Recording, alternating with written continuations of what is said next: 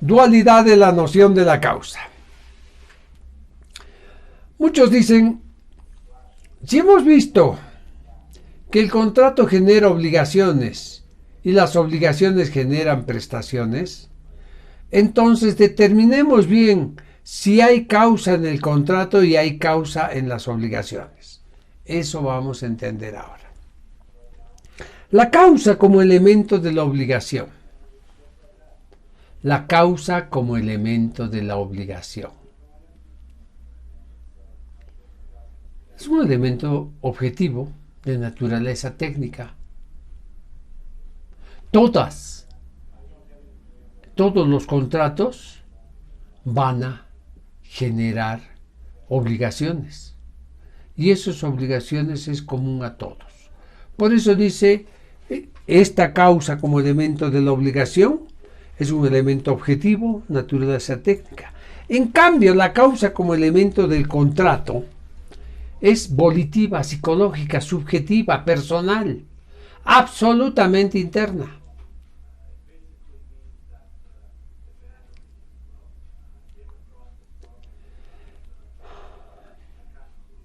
Parece un verdadero galimatías, un enredo. Es que eso es pues hacer del derecho ciencia. Cuando uno como abogado, se complejiza.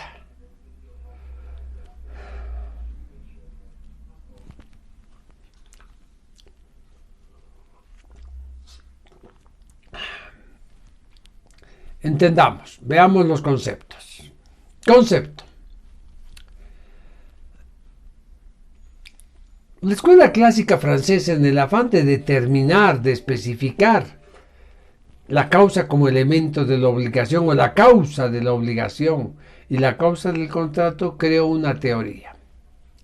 Dijo, la causa de la obligación o la causa como elemento de la obligación es el fin inmediato, abstracto, impersonal, directo, rigurosamente idéntico en todos los contratos que pertenecen a la misma categoría y que las partes conocen de antemano y persiguen al celebrar el contrato. Escuche, repito. La causa como elemento de la obligación es aquel fin inmediato, abstracto, impersonal, directo, rigurosamente idéntico en todos los contratos que pertenecen a la misma categoría y que las partes conocen de antemano y persiguen al celebrar el contrato. Las partes conocen de antemano y persiguen al celebrar el contrato. ¿Qué conocen de antemano? En un contrato en el cual una persona quiere transferir el derecho de propiedad de algo. Eso es justamente, se conoce de antemano de que estamos hablando de la compra-venta. Entonces la obligación o la causa de la obligación estará en todos los casos. Será el fin inmediato. Comprar por una parte, vender por la otra. Es lo inmediato, lo abstracto, lo impersonal, porque no interesa en cada uno de los contratos. Si en un contrato vende telas, en otro contrato vende autos y en otro contrato vende casas. Igual es venta para uno y compra para el otro.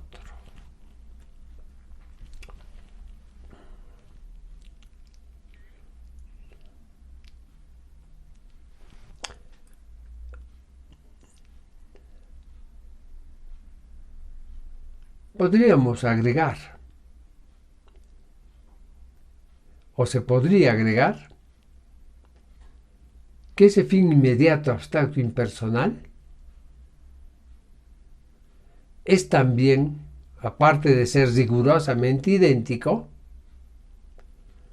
es también absolutamente objetivo que se da en todos. En todos los contratos de transferencia va a haber compraventa.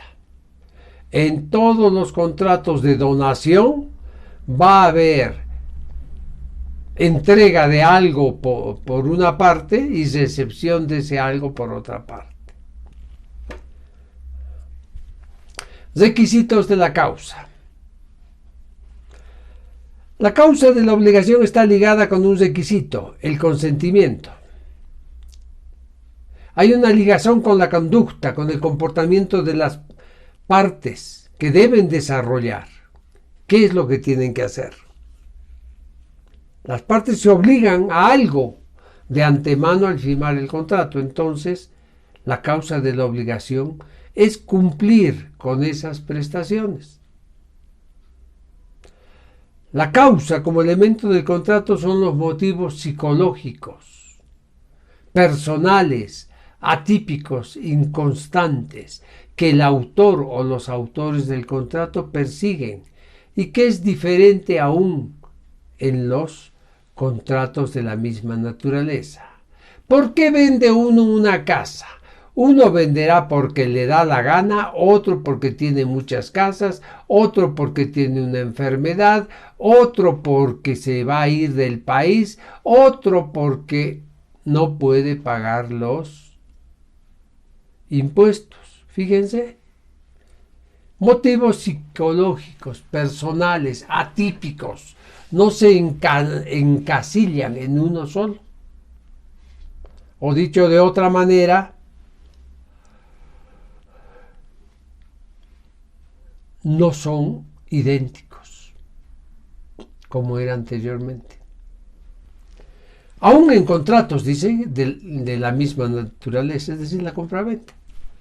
El por qué vende uno y por qué vende otro es diferente. Y también es diferente por qué compra uno y por qué compra otro. Aplicación de la causa de acuerdo al contrato. Este análisis que se va haciendo dice, bueno, pues analizaremos la causa en los contratos bilaterales.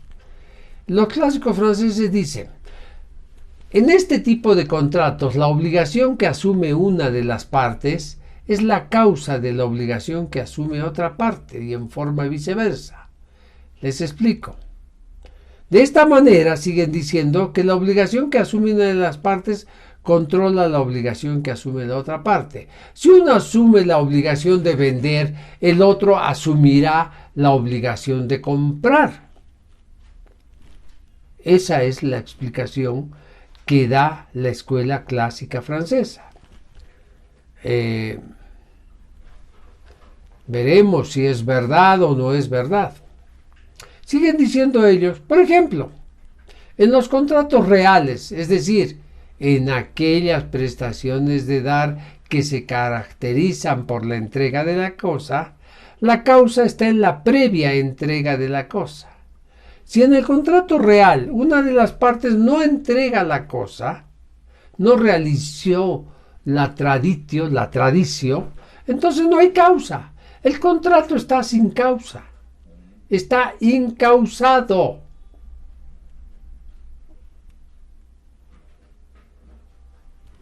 Es su análisis. Vamos a ver si realmente eso es así, si es entendible o no es entendible. Siguen haciendo el análisis, dicen, en los contratos a título gratuito, es decir, de pura liberalidad, hemos aprendido, ¿no? De pura liberalidad y de beneficio, ¿se recuerda?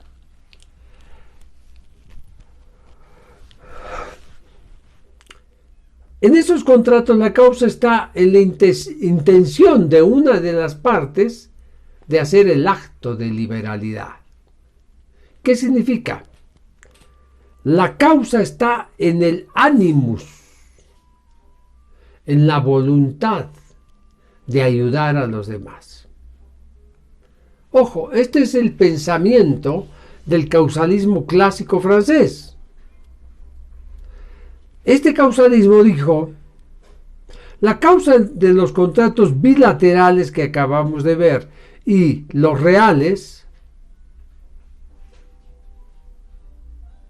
están determinados, uno en la entrega y otro en que una de las causas genera la otra causa. La compra genera a la venta.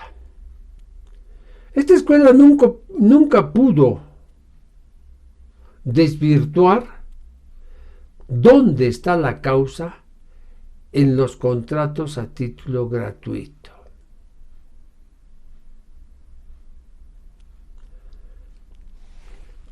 ¿Cuáles son estos? Aquellos en los cuales una de las partes se empobrece para enriquecer a otra. ¿Dónde está la causa? Si el que da no recibe nada, si el que da no está generando ninguna prestación por parte del otro. Ese talón de Aquiles lo toma la teoría anticausalista con Marcel Planiol, el gran Planiol.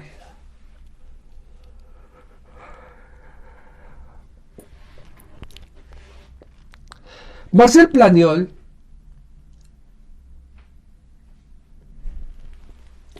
emerge como un anticausalista porque empieza a analizar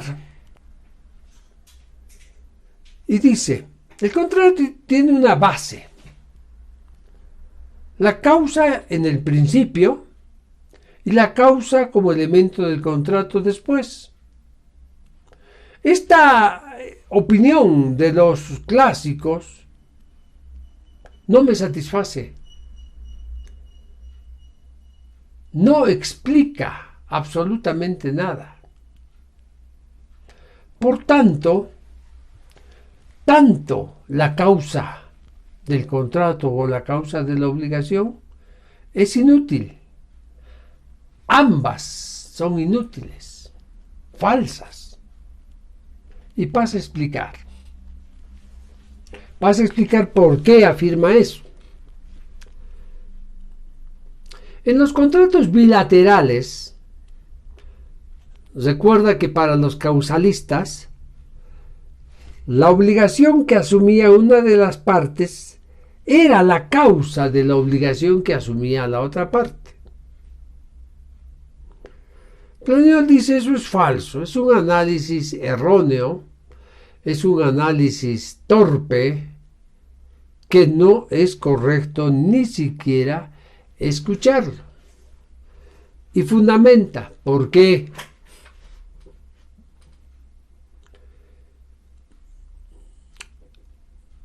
Dice, a la causa de la obligación, los causalistas dicen que esta genera la causa de la otra parte para que de forma recíproca haga algo en relación a la primera prestación. Es decir, la causa de hacer algo por una parte es la causa que la otra haga también algo. Él dice, no se puede entender eso, porque toda causa tiene un efecto. Entonces estará diciendo que la causa y el efecto surgen de manera recíproca. Y si surgen de manera recíproca, entonces no es uno pues consecuencia de otro. ¿Cómo es posible que primero emerja la causa de una de las partes y después a consecuencia de eso emerja la otra causa, cuando las partes de antemano saben a qué se están obligando? Fíjense ustedes, dice, este argumento de la causa de la obligación de una parte genera la causa de la obligación de la otra parte es absolutamente falsa, inútil, torpe. No sirve.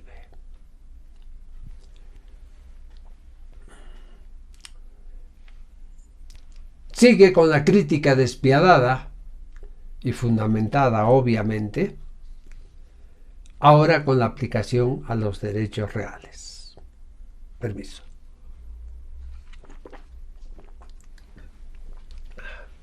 ¿Y cómo lo hace? Primero,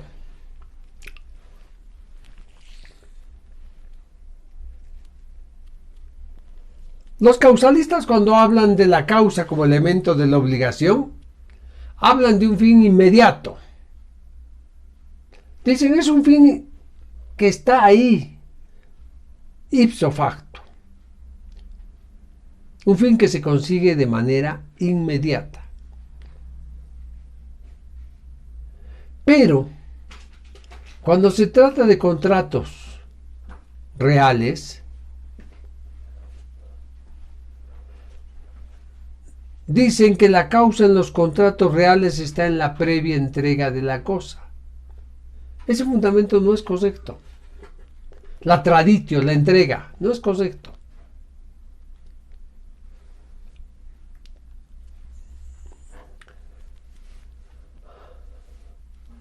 ¿Por qué no es correcto? Porque hay contratos reales de cosa cierta, cuerpo cierto y determinado, que no perfeccionan el contrato con la entrega, sino que la entrega se puede producir después. Entonces esa idea de los causalistas no es correcta. Segunda crítica. El razonamiento de que en los contratos reales exista la noción de causa, o, dicho de otra manera, los contratos reales, es decir, los que se perfeccionan con la entrega de la cosa, sean causales, es absolutamente falso.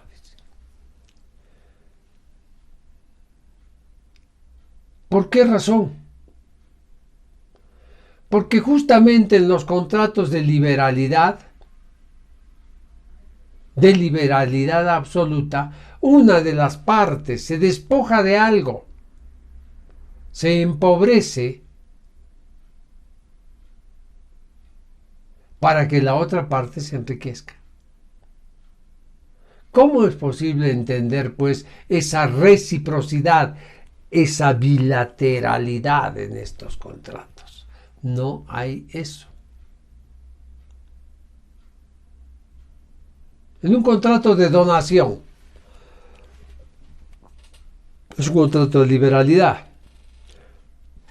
Una de las partes otorga a otra, le da una casa, le regala una casa absolutamente nueva.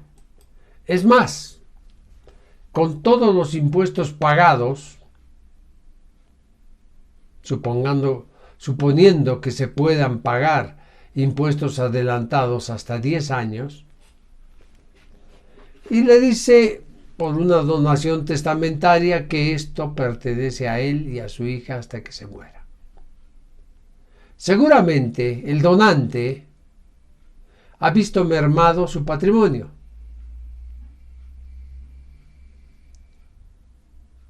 Es decir, su patrimonio ha sufrido un detrimento económico.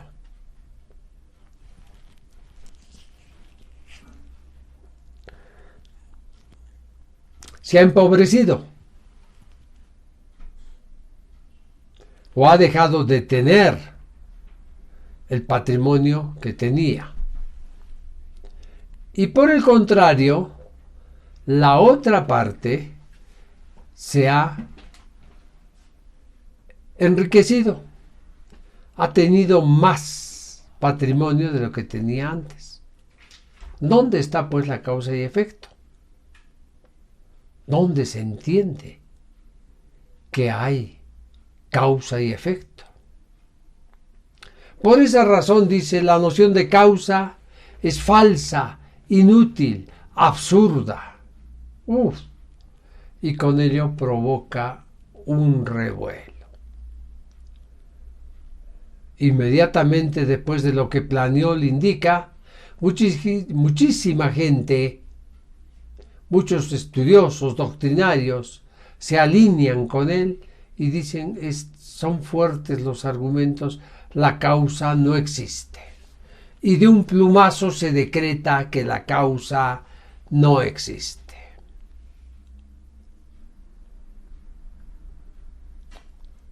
El causalismo parece haber sufrido una muerte brutal.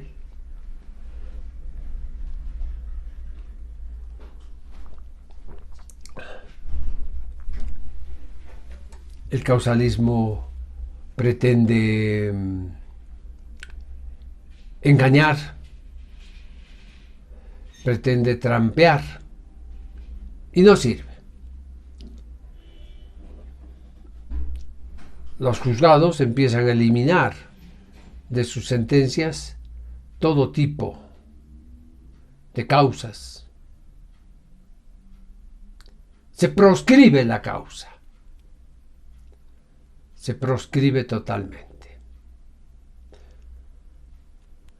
Los tribunales de casación franceses, especialmente con una diáspora en casi toda la Europa continental, siguen esa misma tesitura.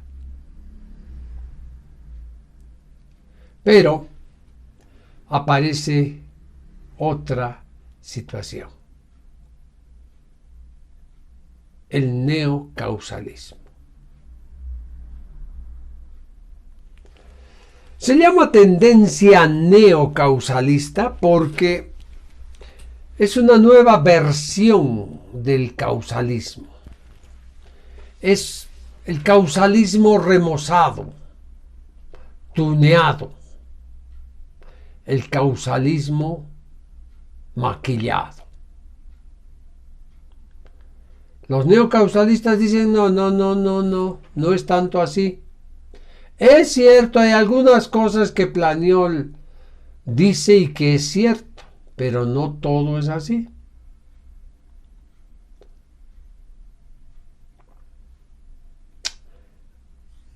Esta tercera posición, entrecomillada, tiene algunos puntos conclusivos. Primero, dice, la causa es un elemento necesario. Es independiente y autónomo de las obligaciones, no del contrato. Es un elemento intrínseco en la estructura del contrato y no es un elemento extrínseco del contrato. La idea de esto es que definitivamente en el contrato debe tener una causa. Es decir, el contrato debe inserir una cláusula que contemple la causa.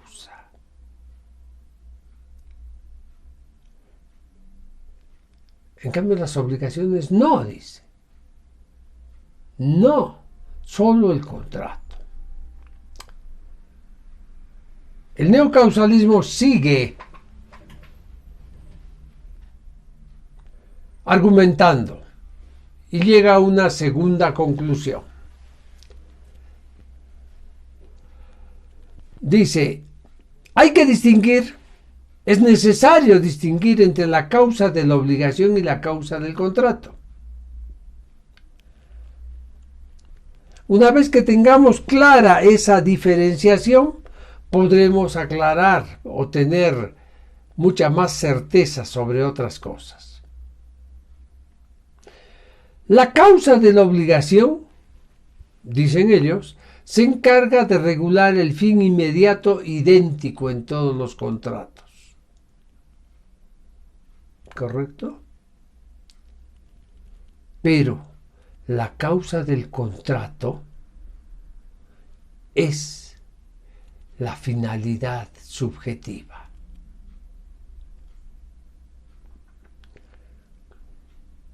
Se podrá o no estar de acuerdo.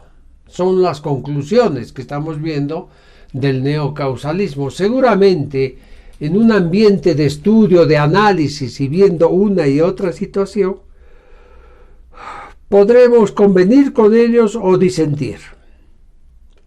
Por ahora sigamos. Tercera conclusión. La causa de la obligación y la causa del contrato no son dos categorías distintas, diferentes. No confundamos. Ambas están articuladas. Eso es mucho más interesante. Definitivamente no son estancos separados. Hay unas particularidades que las unen. Es más o menos como el motivo. ¿Se acuerda?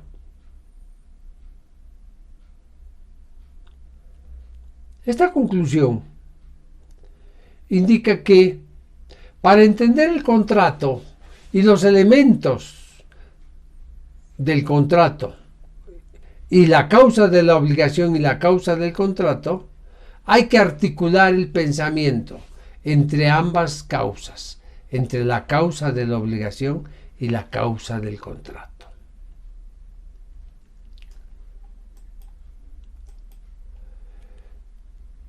Pasa, y ha pasado durante todo este tiempo, que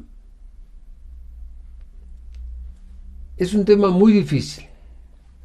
Han habido por uno y otro lado grandes pensadores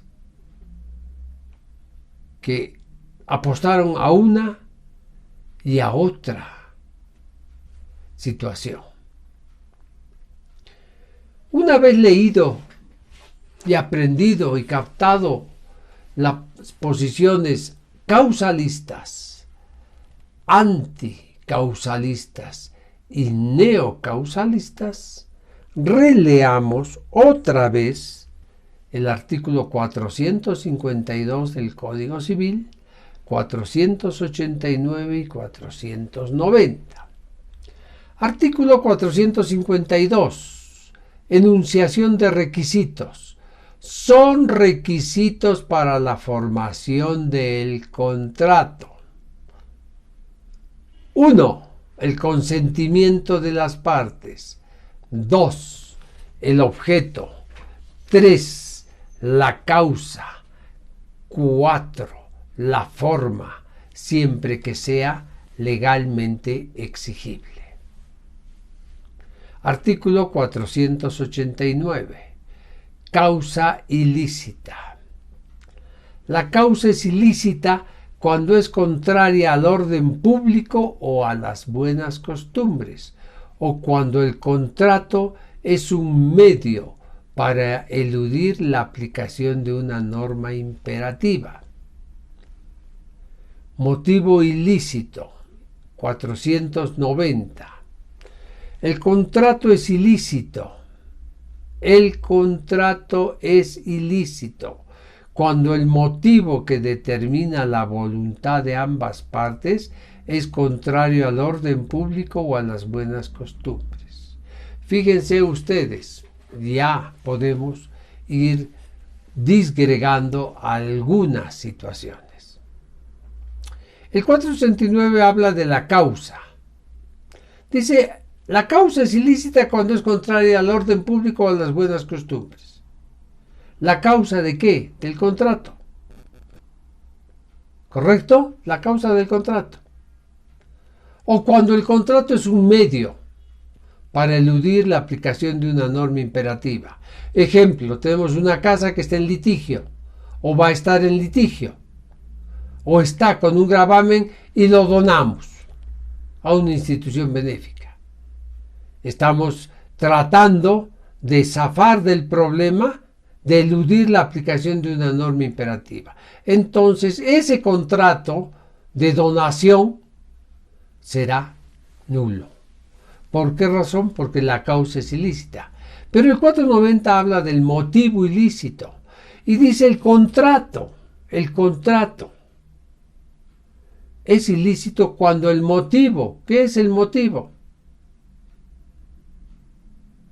Es causa.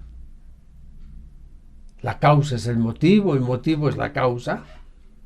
Cuando el motivo que determina la voluntad de ambos contratantes es contrario al orden público o a las buenas costumbres.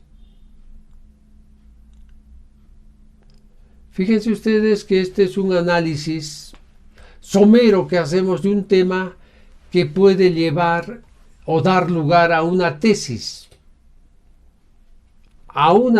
y hasta a una tesis doctoral, ni siquiera de pregrado.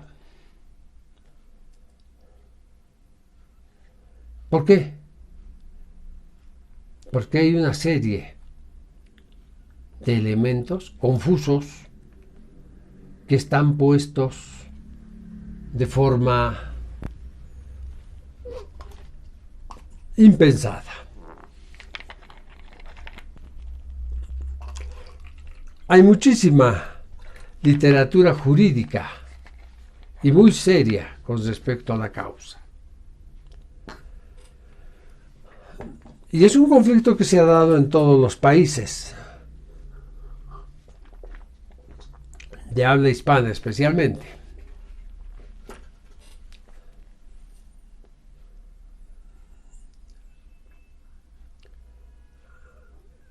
Y aún ahora todavía no hay una respuesta taxativa, plena, que satisfaga a todos.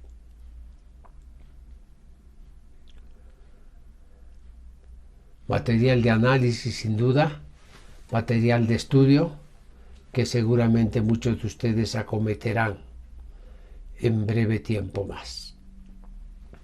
Tema 7. La forma de los contratos.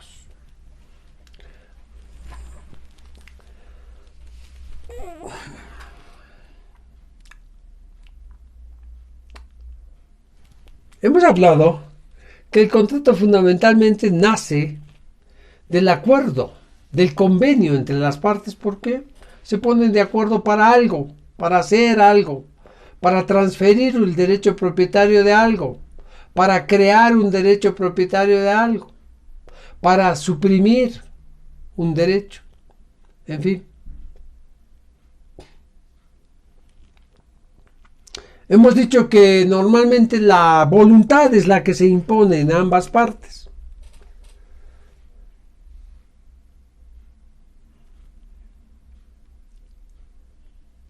La forma natural de los contratos era la consensualidad.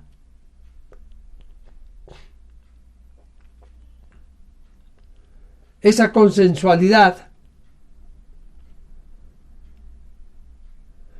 debería tener una otra característica a efectos de que sirva de prueba, de que sirva de evidencia, que aquello que se están obligando es realmente a lo que se están obligando. Por esa razón los romanos entendieron que el contrato debe tener una formalidad. Es más, ellos fueron mucho más allá, porque no solo eran ritualistas, sino tremendamente formalistas y solemnes. ¿Qué es ser solemne? El observar ciertas formas y observarlas a pie juntillas. Los romanos conocían dos clases de solemnidades: ad solemnitatem y ad probationem.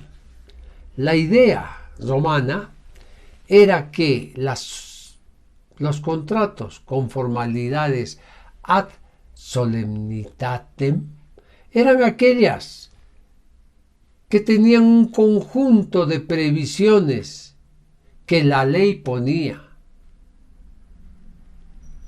para que el contrato tenga plena validez. Por esa razón también solicitaba la presencia de la autoridad pública, que se haga documentos, que haya evidencia, que se cumplan formalidades, requisitos,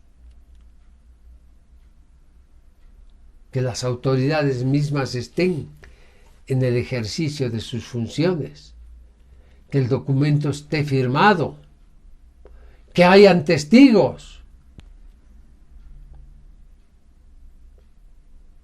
terceras personas que acrediten que lo que realmente se está haciendo es lo que dice el contrato.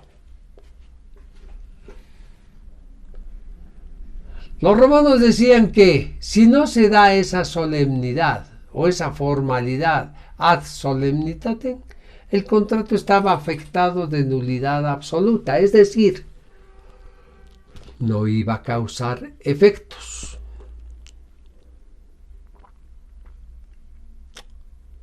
¿Por qué? Porque era pues requisito sine qua non, sin el cual no surte efectos el contrato.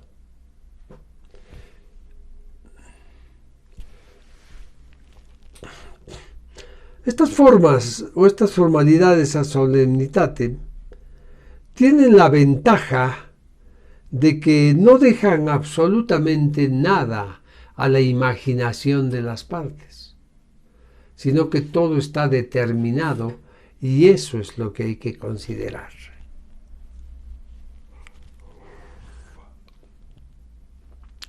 Pero no es todo, no era todo. Había otra formalidad,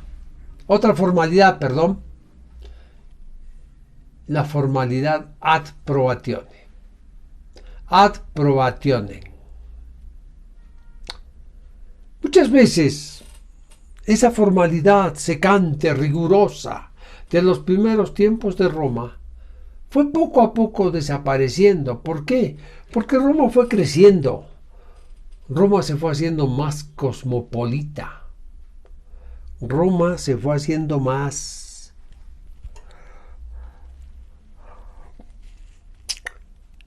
mundana. Y como crece en territorio y crece en población, el derecho se va ayornando, el derecho se va actualizando, el derecho romano, obviamente.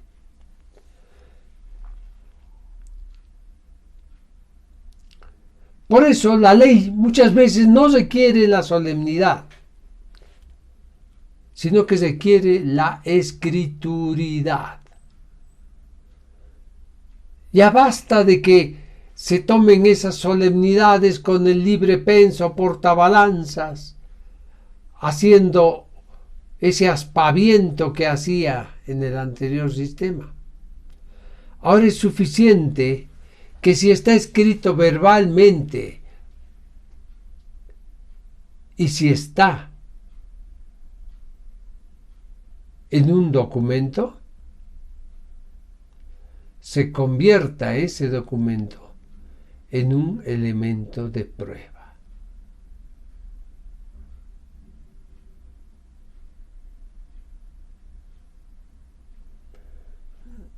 Pone como condición la formalidad approbationem que haya cuando menos la posibilidad material de probar lo que el contrato decía.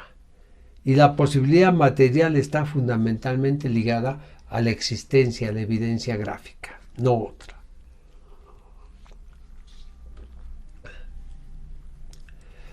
Por esa razón es que se quiere mínimamente un documento escrito. Escrito en principio, ¿correcto?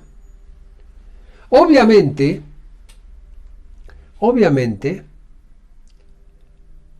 en esos tiempos, la sola palabra era muy respetada. Cuando Roma fue creciendo, esa costumbre de respetar la palabra se fue perdiendo. Y no faltó quien diga que era imposible que se hubiera obligado a tal cosa. Era una locura, razón por la cual muchas veces se iba ya al conflicto del tú a tú. Por esa razón, ante no saber a quién creerle, se imponía la evidencia gráfica. Tema número 8. Interpretación de los contratos. ¿Por qué se debe interpretar un contrato? ¿Cuándo se debe interpretar un contrato? ¿Cuál es la circunstancia que hace que los contratos tengan que interpretarse? Normalmente esto no debería pasar. Los contratos deberían reflejar en la escrituridad todo aquello que las partes han convenido. Dicho de otra manera, el contrato deberá estar redactado de tal forma que sea absolutamente inequívoco su significado.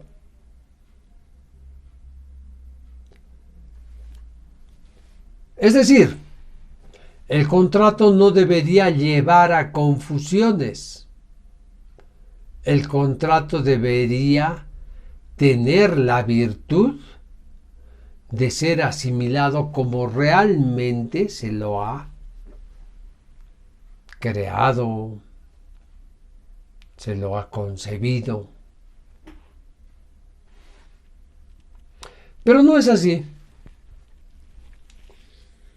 Muchas veces los contratos no son redactados de la mejor forma. Muchas veces los contratos no tienen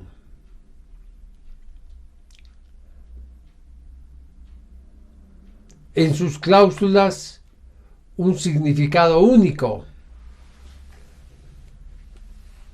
O dicho de otra forma, sus cláusulas contienen ambigüedades. Hay cláusulas contradictorias, oscuras, imprecisas. La ambigüedad es aquello que puede dar lugar a diferentes interpretaciones. Una palabra podrá tener varios sentidos, sí, hay muchísimas. ¿Y a cuál de los sentidos, a cuál de las acepciones se estaba refiriendo? Obviamente que las partes interpretarán a gusto y paladar y de acuerdo a sus intereses. Y el contrato no busca eso.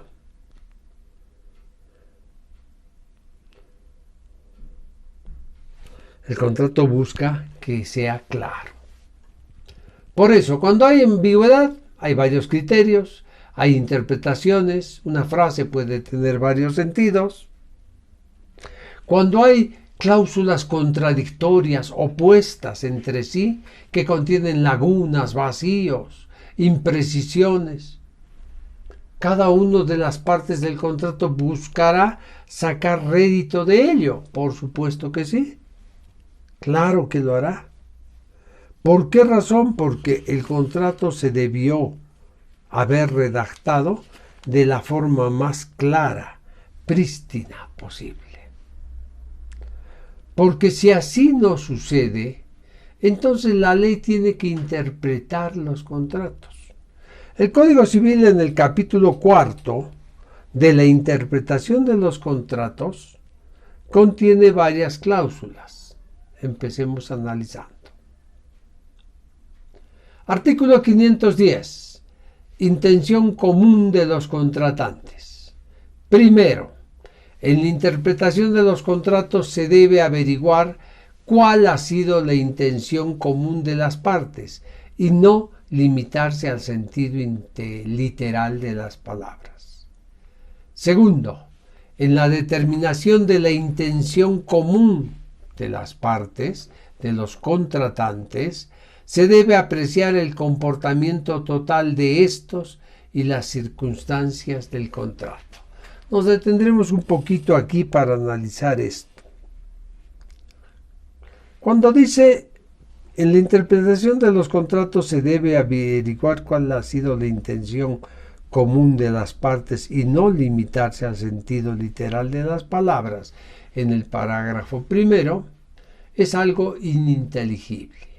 ¿Cómo podemos saber nosotros si el contrato ha sido efectuado por otras personas que ya no están muertas, y nosotros como herederos queremos interpretar eso, la intención? ¿Por qué? Porque la intención es un elemento subjetivo del animus, del pensamiento, de la actividad. ¿Cuál sería su intención? Si una niña, una mujer se acerca a un hombre, ¿cómo podemos averiguar su intención? ¿Será simplemente que se acerca para preguntarle una dirección? ¿Que se acerca para pedirle un favor? ¿Que se acerca con, entre comillas, otras intenciones? Fíjense, es absolutamente subjetivo. ¿Cómo podemos ver esa intención común de las partes? Entonces, la literalidad no sirve. Aquí no dice que no sirve, sino dice no limitarse. ¿Cómo me limito? El juez podrá interpretar claramente la intención común de las partes. El parágrafo segundo dice: en la determinación de la intención común de los contratantes se debe apreciar el comportamiento total de estos y las circunstancias del contrato. Seguramente, esta intención común trasunta comportamientos de las partes. Pero reitero, cuando las partes estén presentes, seguramente va a ser más sencillo preguntarles: ¿y ustedes qué quisieron decir? ¿Qué proponían? ¿Qué buscaban? Porque si no, va a ser muy difícil que podamos entender qué quisieron decir, cuál era esa intención común de las partes. El artículo 511 habla de las cláusulas ambiguas. Las cláusulas ambiguas son aquellas que tienen diferentes sentidos. ¿De qué se trata? Se trata justamente de que se ha puesto una palabra que no es la correcta. Leamos, artículo 511, cláusulas ambiguas. Cuando una cláusula es susceptible de diversos sentidos, se le debe dar el que pueda producir algún efecto, nunca el que ninguno.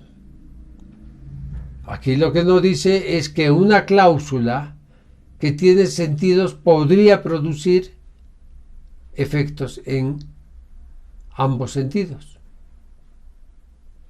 ¿Qué sucede si pasa eso? Bueno, ahí está más difícil. ¿Por qué razón? Porque los dos producen algún sentido. Obviamente, en el caso del 511 se dejará de lado, pues, el sentido que no produzca efectos. Pero fíjense, no hay una buena redacción del artículo.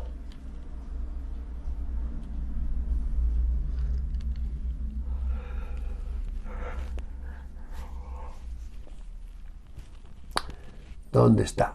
Artículo 511. No, ya he leído. 512. Términos con diferentes acepciones.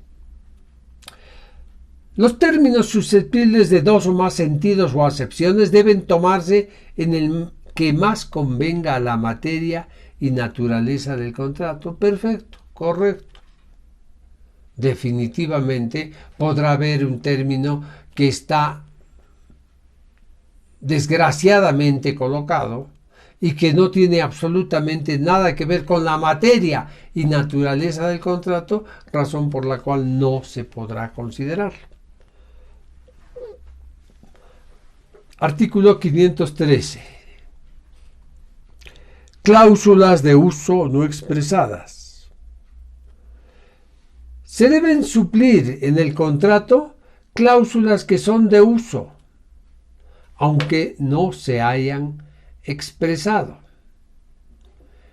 Ustedes seguramente verán que en un contrato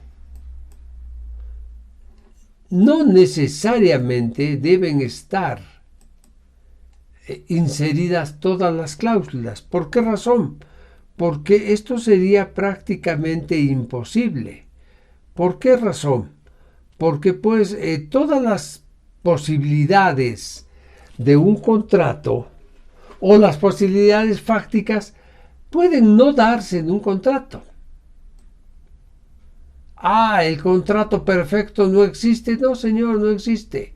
Siempre va a haber algo que no hemos considerado y que sin embargo podría tener alguna incidencia en el cumplimiento de esos contratos. Puede ser. No es desdeñable.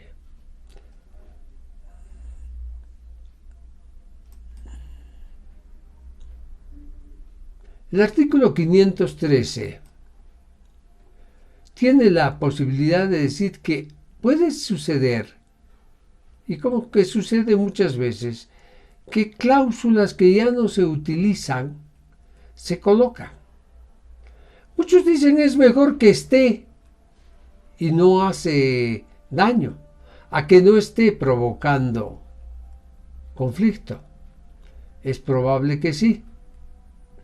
Pero el derecho ha evolucionado de tal forma que el derecho va a entender que las cláusulas, especialmente bajo la idea del 513, es decir, las cláusulas de uso no expresada,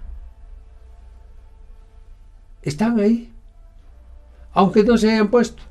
Ejemplo, si en un contrato de venta o de compra-venta o de transferencia de derecho inmobiliario de un inmueble no ponemos la cláusula de la evicción, ¿se podrá alegar que no hay evicción? No, para nada. Definitivamente para nada. ¿Por qué razón? Porque se la entiende, ¿no es cierto? La idea es que el contrato surta los efectos inmediatos para los cuales ha sido creado, ¿no? Si se pone en un contrato, si se hace en un contrato y se da las prestaciones, obligaciones y con sus prestaciones a las partes, y una de ellas se obliga a entregar mochilas escolares al inicio de la gestión escolar sin poner una fecha determinada, ¿será necesario decir que será el 13 de febrero, 2 de febrero, 15, 16? Cuando la naturaleza del contrato está indicando que las mochilas se deben utilizar pues al inicio de la campaña. De eso se trata. Esa es la idea que nos lleva adelante esta interpretación. Interpretación de contratos nominados e innominados.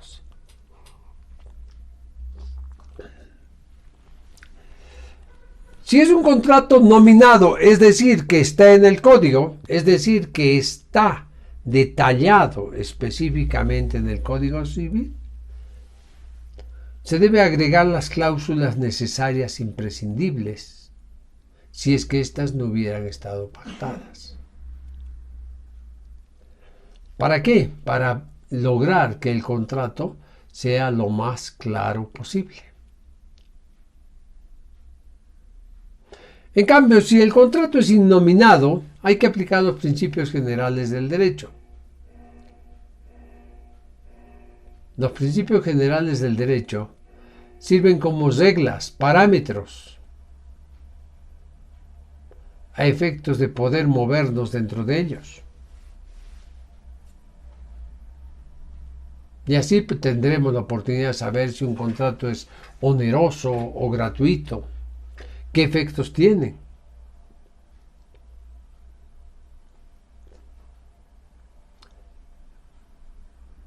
Son algunas de las técnicas para buscar la intención común de las partes.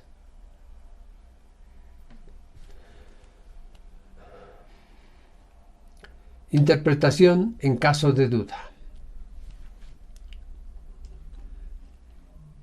Puede suceder en los contratos gratuitos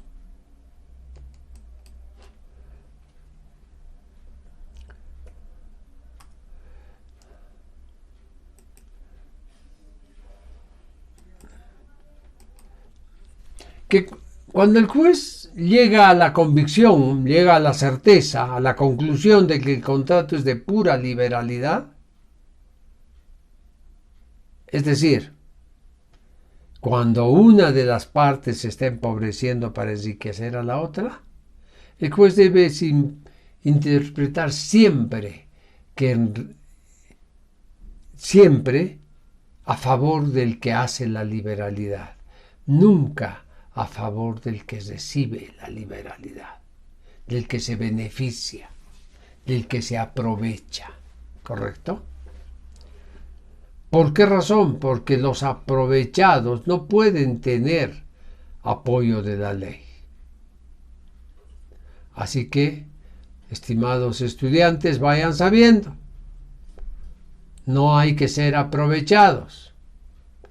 Cuando el minibusero les diga aprovechen, ustedes no lo hagan, porque si no, estarían incumpliendo un principio jurídico.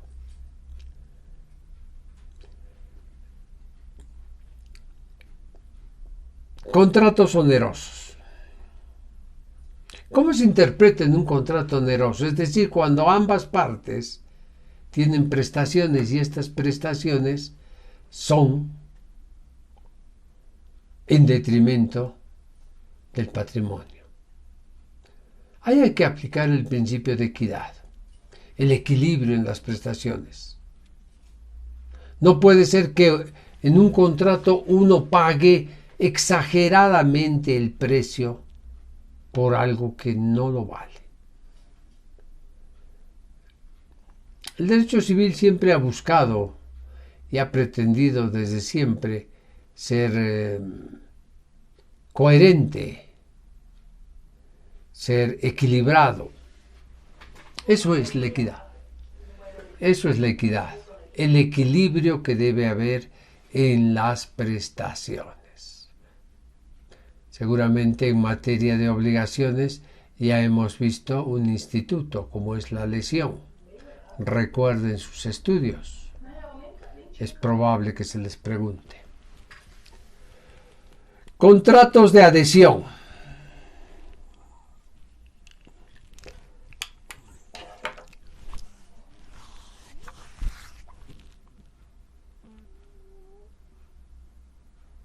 Seguramente muchos de ustedes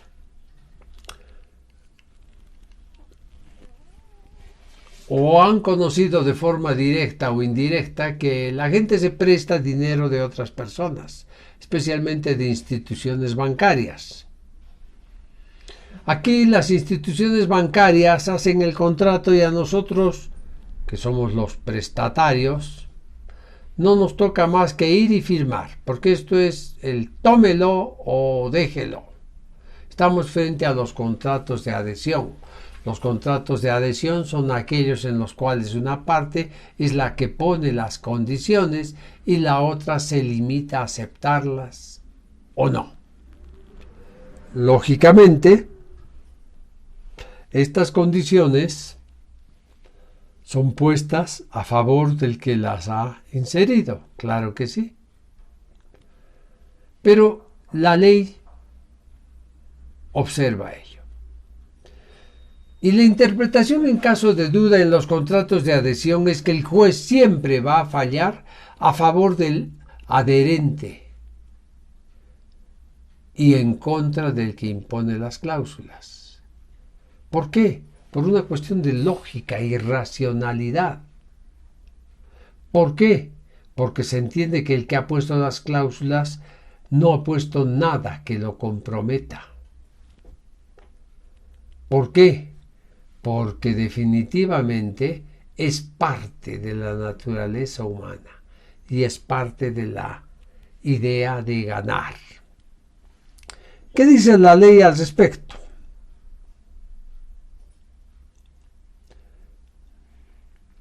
Artículo 515. Expresiones generales.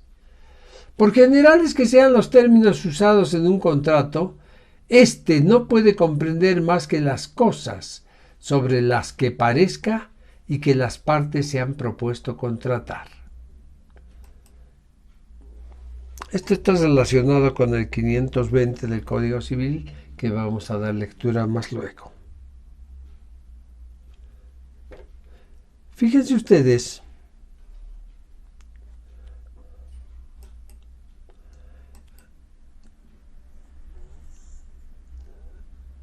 que el 515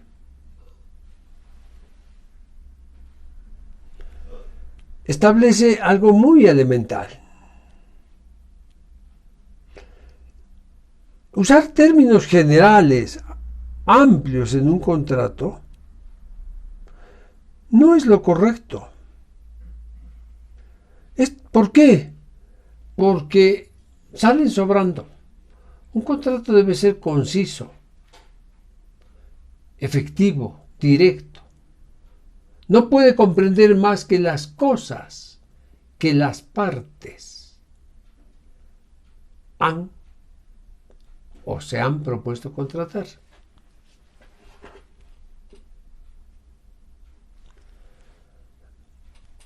El artículo 515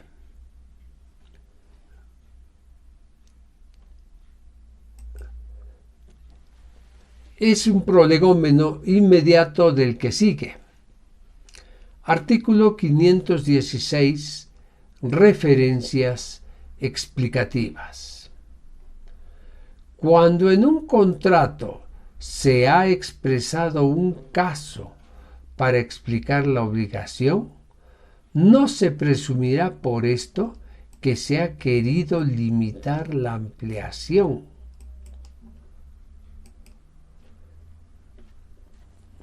Que por derecho recibe el acuerdo a los casos no expresados. Leo de nuevo. Artículo 516. Referencias explicativas. Cuando en un contrato se ha expresado un caso para explicar la obligación, es decir, la obligación ha sido ejemplificada con un determinado caso, eso no quiere decir que se ha querido limitar la ampliación que el derecho otorga al acuerdo en los casos no expresados. Dicho de otra manera, el ejemplo no es sino meramente referencial. ¿Correcto? No se podrá interpretar, pero aquí está la literalidad. Artículo 517. Sentido menos gravoso, sentido que importa mayor reciprocidad. Cuando existe la duda sobre una cláusula del contrato, hay que verlo de la siguiente forma. Dice este artículo: en caso de duda, el contrato a título gratuito debe ser interpretado en el sentido menos gravoso para el obligado y el contrato a título oneroso en el sentido que impone la armonización equitativa de las prestaciones o la mayor reciprocidad de intereses. Es lo que les decía en los contratos de adhesión. Hay que interpretar a favor, pues, de la persona que se ha adherido. Definitivamente hay que buscar de favorecer lo más posible. Por último, el 518, interpretación contra el autor de la cláusula. Las cláusulas dispuestas por uno de los contratantes o en formularios organizados por él se interpretan en caso de duda a favor del otro, claramente determinado. Los contratos normalmente nacen para ser cumplidos. Esto parecerá una verdad de perogrullo, pero es la única verdad. Cláusula penal. Concepto. La cláusula penal es el acuerdo de voluntades por el cual las partes, por alguna circunstancia, por desconfiados, por previsores, fijan anticipadamente una prestación individualizada para que en caso de incumplimiento de una de las partes o retardo en la prestación debida, paguen, hagan, den o no hagan. ¿Correcto? La cláusula penal es una sanción anticipada muchas veces. ¿Por qué razón? Porque de eso se trata. ¿Y qué sucede si fallas? ¿Qué sucede si fallas? Clases. Cláusula penal compensatoria. Esta está destinada a sustituir el cumplimiento de la prestación debida en especie. ¿Esto qué quiere decir? Que no se ha hecho la prestación por una de las partes. Por eso es que hay que aplicar esta cláusula para cambiar, sustituir con otra cosa. En cambio, la cláusula penal moratoria es la sanción destinada a resarcir el atraso, la demora, la tardanza en el cumplimiento de la prestación. ¿Correcto? Caracteres. La cláusula penal es accesoria, por lo tanto, sigue la suerte de lo principal. Seguramente en las obligaciones principales se les ha enseñado el apotegma, el aforismo jurídico, accessio sequitur principale. Lo accesorio sigue la suerte de lo principal. La cláusula penal debe ser proporcional, no puede exceder el monto de la obligación principal. Por supuesto que sí. Si la obligación principal es de 1.000, la cláusula penal no podrá ser de 1.100, 1.200 o más. Tiene que ser inferior. ¿Por qué? Porque esta cláusula penal es una especie de penalidad anticipada, que se presume jure et de jure que el incumplido ha causado. Y si el incumplido ha causado, tiene nomás pues que pagar.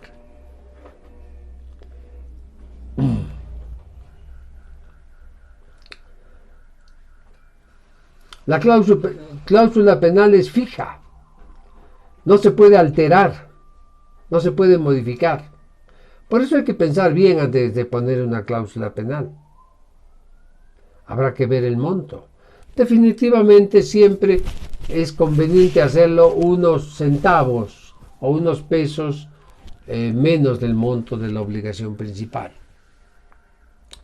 El único que lo puede alterar es la autoridad jurisdiccional, es decir, el juez.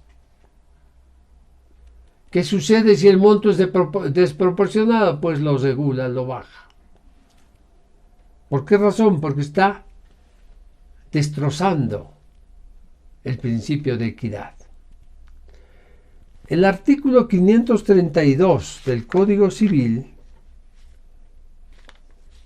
y el Código Civil en sí tiene una sección, la sección cuarta de la cláusula penal y de las arras. Artículo 532, resarcimiento convencional.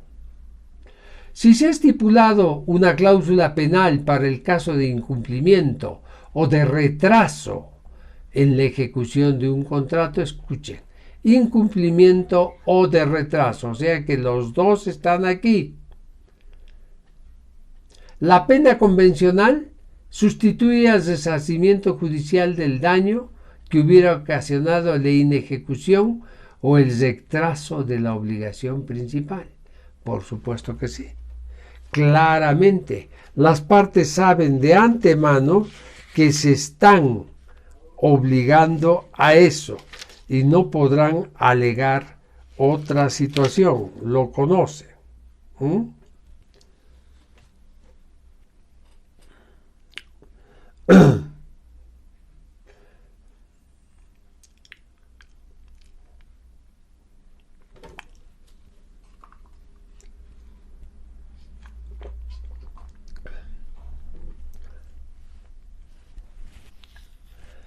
Artículo 533.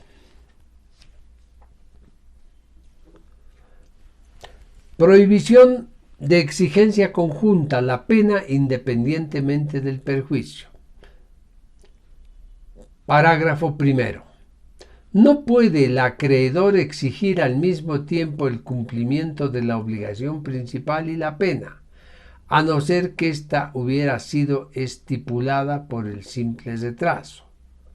Segundo, para exigir la pena convencional no es necesario acreditar que exista perjuicio alguno.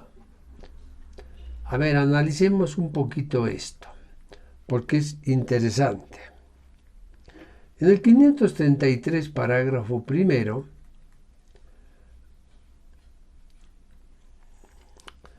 no puede el acreedor exigir al mismo tiempo, pero esto es casi absolutamente lógico. ¿Por qué razón? Porque hemos dicho que una cosa es la obligación principal y otra la obligación accesoria. ¿Qué es lo que se debe cumplir primero? Pues la obligación principal. Pedir el pago de la obligación principal y pedir el pago de la pena es cuando menos un dislate jurídico, un abuso del derecho. Eso es imposible. No es posible. El acreedor tendrá que elegir entre pedir el pago de la indemnización o la ejecución in natura. ¿Qué es esto? ¿La cláusula penal o el cumplimiento del contrato? La obligación principal era $1,000. La ejecución in natura son $999. Básicamente es lo mismo. No se puede pedir las dos cosas a la vez. No es correcto. A no ser que esta, es decir, la pena, hubiera sido estipulada por el simple retraso.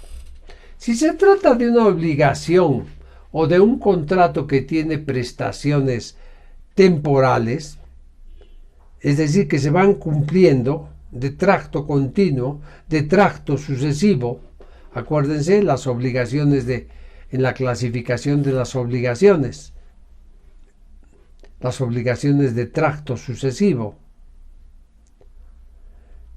y tiene que hacer algo, una prestación hasta el 10, y si no hace hasta el 10, el 11 ya se hace susceptible de pena, ahí sí se puede pedir. Por eso dice, a no ser que ésta hubiera sido estipulada por el simple retraso. ¿Correcto? El parágrafo segundo es bastante jacobino. Dice, para exigir la pena convencional no es necesario acreditar que exista perjuicio alguno. ¿Por qué? ¿Cómo es posible? Sí, pues, porque esa es la característica de la cláusula penal. La cláusula penal presume que el simple retraso ya causa perjuicios, ya causa daño. ¿Por qué razón? Porque se habían obligado a cumplir. ¿Se recuerdan?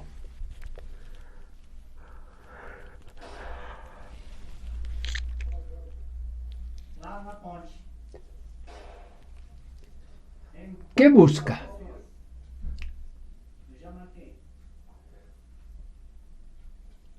busca que el incumplido pague. ¿Por qué? Porque el incumplido, con esa omisión de pago, ha causado daño.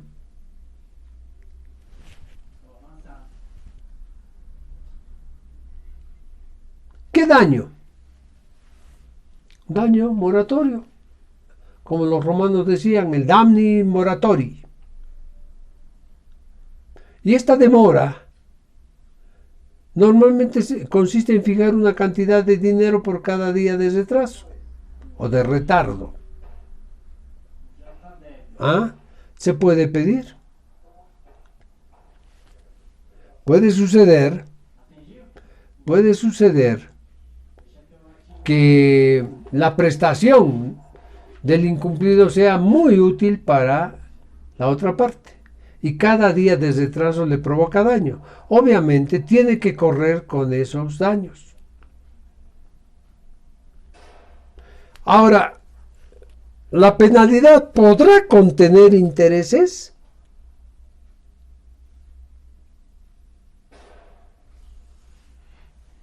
Es una materia discutible. Para eso vamos a preguntarle al código. Artículo 334, resarcimiento del daño. El resarcimiento del daño en razón del incumplimiento o del retraso comprende la pérdida sufrida por el acreedor y la ganancia de que ha sido privado con arreglo a las disposiciones siguientes. Un paréntesis aquí.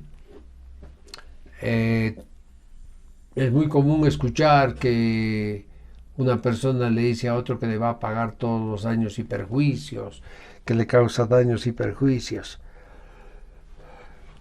Todo daño y perjuicio hay que probarlo. Es muy difícil, es muy complejo. Y tiene que estar plenamente documentado.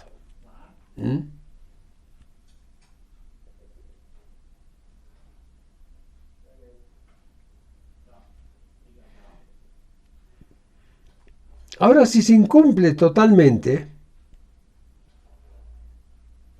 es decir, si la otra parte no ha hecho lo que tenía que hacer y la pena se estipula por incumplimiento, hay que demostrar también que se ha incumplido y que ese incumplimiento se ha debido a la conducta del incumplido. ¿Correcto? Porque es probable que yo pueda incumplir porque no he podido pagarle. ¿Y por qué no he podido pagarle? Porque esta persona se ha escondido, ha viajado. Y cuando vuelve me dice, no me has pagado en fecha, qué pena. Cláusula penal, no puede ser. ¿Correcto? Entonces, fíjense cómo el derecho previene esas circunstancias. Porque de eso se trata.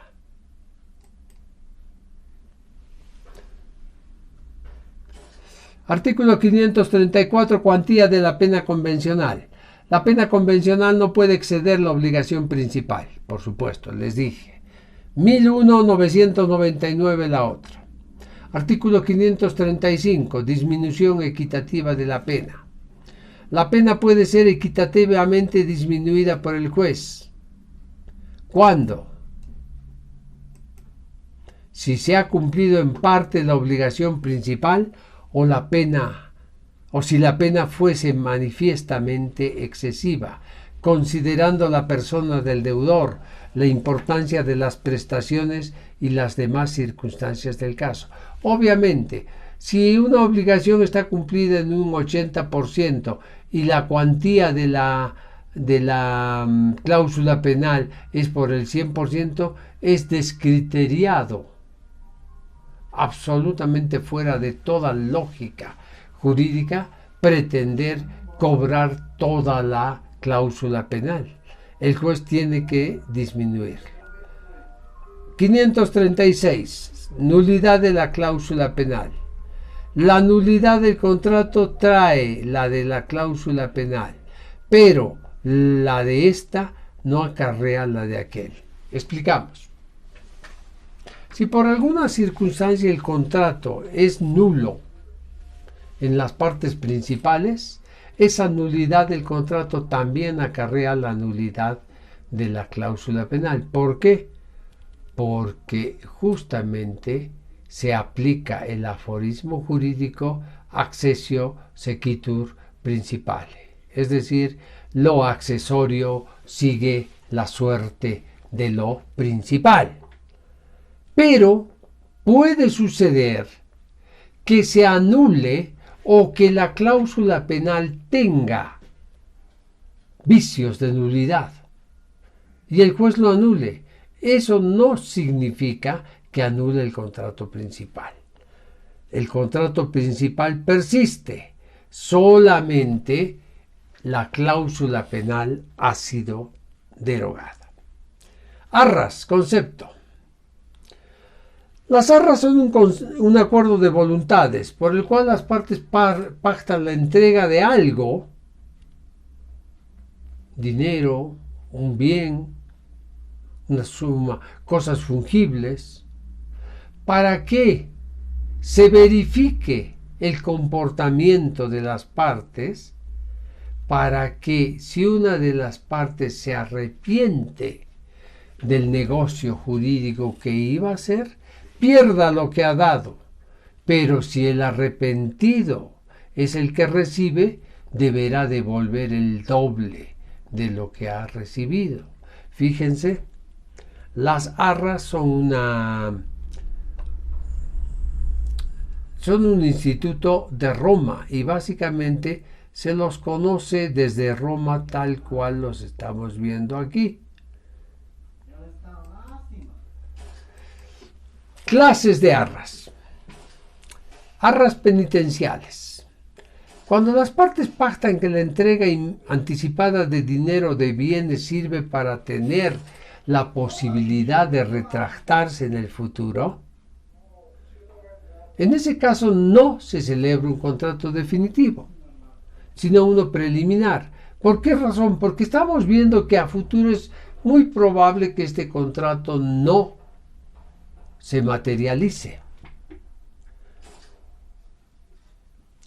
En el caso es lo mismo. Se pierde lo entregado o se devuelve el doble. ¿Por qué razón? Porque al final de cuentas lo que está buscando es la seriedad entre los sujetos contratantes.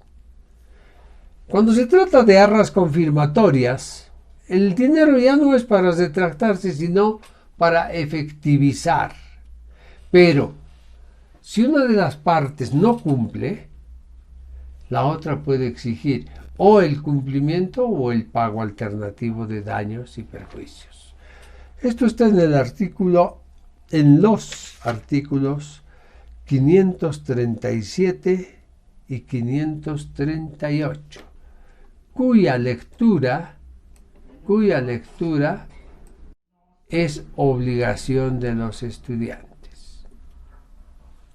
Nosotros pasamos, mejor dicho, paso ya de inmediato al siguiente tema. Pero en este mismo momento, un breve descanso a efectos de respetar pues el periodo de descanso que tenemos en la universidad.